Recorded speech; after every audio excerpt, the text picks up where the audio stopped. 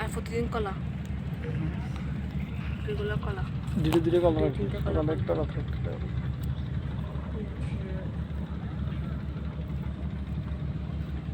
এমনি হলে কলা কিনে খাই না, তুমি আমার জন্য কলা নিয়ে আসো, সবগুলা খেয়ে ফেলে। ঠিক আছে, তোমার আম্মা তোমার আমার ভাঙা খায়।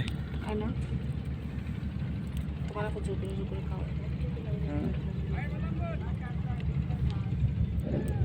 এক কাঁদি কলা, এক্সট্রা কলা আছে যে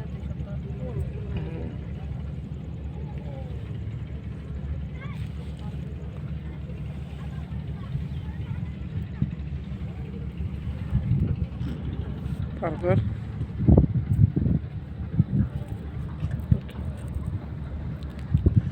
টেনশন মুক্ত হলাম, এখন রক্ত বাড়ানোর জন্য চিন্তা করতে হবে। গরম করতেছে।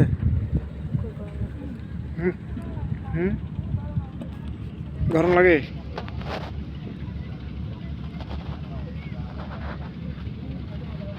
ওষুধ এটা কিনতে হবে, যাবে কোনটা? এখানে একটা ব্যথা দিয়েছে ফাঁকলা, এটা খাবো না আমি এখন। কিসের জন্য দিছি?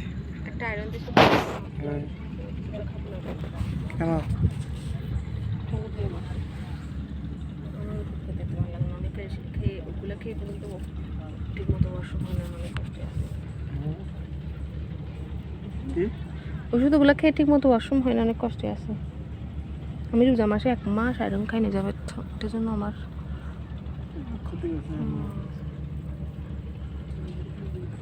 তুমি নিজে ডাক্তার হয়ে গেলে। গ্যাস্ট্রিকে আমার জায়গা থাকলে তুমি রোজা রাখে